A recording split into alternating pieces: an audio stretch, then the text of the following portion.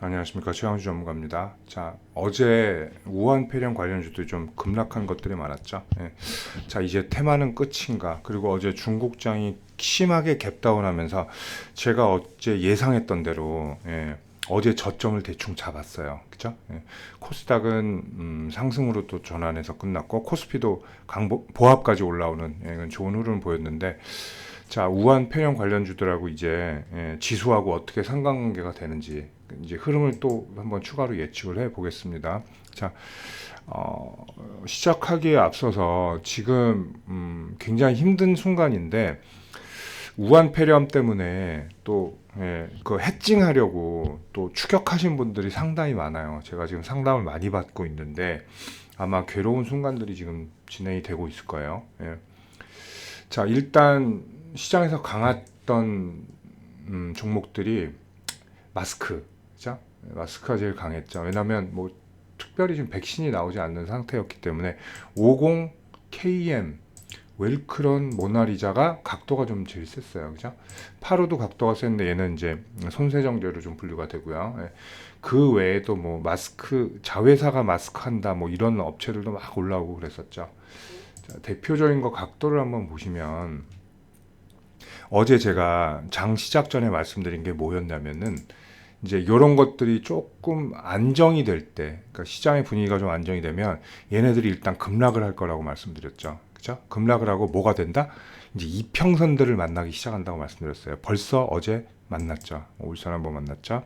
10일 뚫고 내려가서 11선 근처까지도 가려는 그런 힘을 보였어요.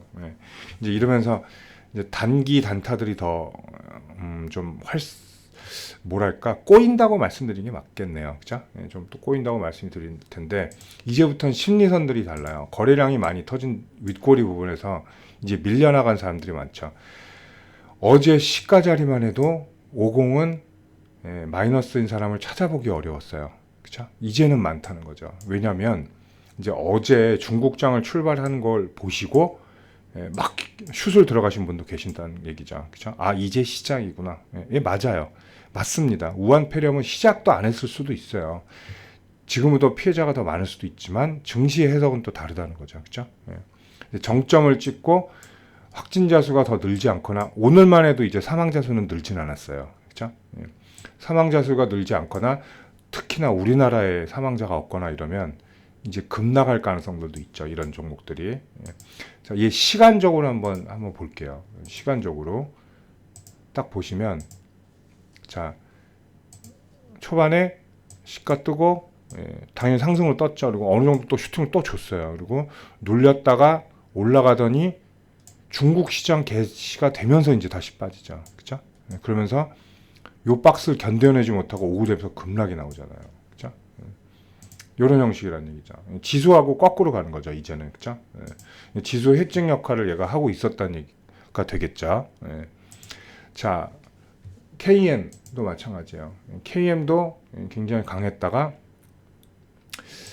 자, 어제 보시면 뭐예요? 하한가도 왔다 갔다 했어요. 어제 뭐 호가창은 좀 왔는데 하한가 들어갔다가 안착은 못하고 하한가에 들어왔다 풀렸다 하더니 이제 또 저가 매수는 어느 정도 나왔지만 그렇게 강한 힘은 아니죠.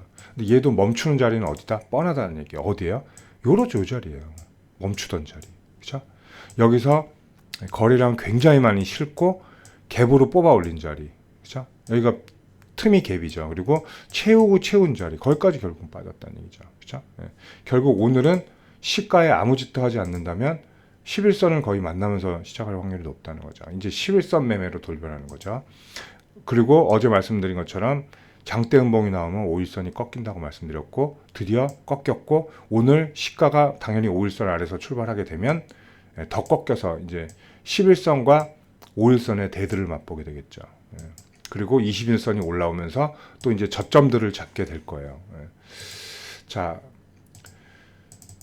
그리고 이제 움직인 것들이 이제 진원생명과학도 어제 이제 금요일은 하한가였고 어제도 뭐 거의 하한가에 맞닿는 그런 흐름을 보였고요. 뭐 일양약품, 명문제약은 조금 반문에 방등했고 바디텍 매드도 점상까지 갔었죠. 진단키트로. 근데 여기도 결국은 어제 큰 낙폭을 크게 좀 줬어요. 서린바이오 그리고 백신주들은 또 거꾸로 가는 게, 백신주들은 어제 상승은 했지만 음봉이긴 하지만 백신주들은 또 어제 또 반등하려는 힘을 좀 보였죠. 우진NBNG, 뭐 제일바이오 이런 것들 윗꼬리는 많아요. 근데 이유가 있죠. 왜냐하면 백신 뭐 개발 못하고 그걸 떠나야 돼요. 굉장히 너무 이론적으로 보시는 분들이 사실 많아요. 이런 것들에 대해서. 그거는 본인이 물렸으니까 그렇게 생각하시는 건데, 차트는요, 특히 급등주 차트들은 물론 중요하죠. 뭘 하고 뭐 얘가 뭐 마스크를 하던 뭐 손세정을 하던 뭐 그런 거 다 중요하긴 한데, 그 힘을 봐야 돼요. 그 포지션하고 힘을 봐야 된단 말이에요. 얘네들 한번 밀려 내려왔기 때문에 또 반등 작용이 나오는 거예요. 그렇죠?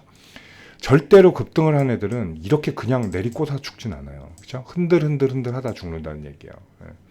자, 그렇기 때문에 또 반등 작용이 나온 거겠죠. 뭐 이글벳 이런 것도 마찬가지겠죠. 그렇죠? 얘도 올라왔다가 백신 개발이 안 된다, 뭐 이런 흐름으로 소용이 없다, 마스크가 최고다. 왜냐면 예방엔 지금 마스크밖에 없었으니까. 그러다가 이제 마스크가 죽으니까 얘가 반사로 또 올라오는 거죠. 이제 서로 다른 이런 흐름으로 계속 움직일 확률이 높다는 거죠. 뭐 웰크론도 한번 보시면, 웰크론도 마찬가지죠. 얘도 뭐 마스크에 뭐 방독면에 여러 테마들이 있었어요. 얘도 결국 어제 5일선 종가로 깨고 11선 근처까지 내려왔다는 거. 오늘은 11선이 올라오겠지만 5일선은 수평하거나 꺾이겠죠. 최대한 지금 종가랑 가까이 있기 때문에, 그러니까 요 흐름을 봐야 돼요. 5일선이 어떻게 꺾이는지, 올라오는 11선에 어떻게 닿고 반등을 할 것인지, 밀리는지, 이런 데서 굉장히 치열할 가능성이 높죠.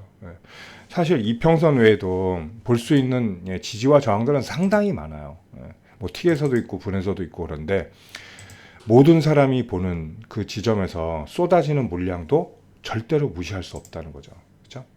그런 걸 좀 확인을 해야 될 것 같아요. 자, 그 외에도 뭐 하다못해 뭐 위닉스 이런 것도 좀 잠깐 움직였었고요. 크린앤사이언스도 뭐 마스크 필터가 있기 때문에 이런 애들도 움직였는데, 이제 다른 종목들이, 특히 어제 시장의 특징이라고 하면 뭐냐면, 삼성전자가 양봉됐다 올라왔다, 뭐 그것도 좋은 특징이겠지만 코스닥 상위주들이 빨리 안정을 취했다는 거예요. 코스닥 상위주들이 어제는 하락 종목 개수가 많았지만 코스닥 그러니까 시총 상위 종목들이 상승이 많았다. 이건 뭐냐면 지수부터 안정시킨다는 얘기란 말이에요. 그렇게 되면 자연적으로 테마로 가는 돈인 유동성은 줄어들 수밖에 없게 돼 있어요. 그러니까 이제는 우한 폐렴을 매매하시는 분들은 굉장히 조심하셔야 된다는 얘기예요. 결국 짧게 대응하거나 아니면 완전히 밀고 내려온 거 뭐 지지점에서 다시 매수한다든가 이런 식으로 해야 되지, 쫓아가서 하는 매매는 이제 힘들다는 얘기예요. 그렇다고 그냥 일자로 죽는다는 얘기가 아닙니다. 내려오고 어느 지지점에서 한번 확 튀었다가 또 빠지고, 그래서 이제는 좀 지그재그로 갈 확률이 높아요.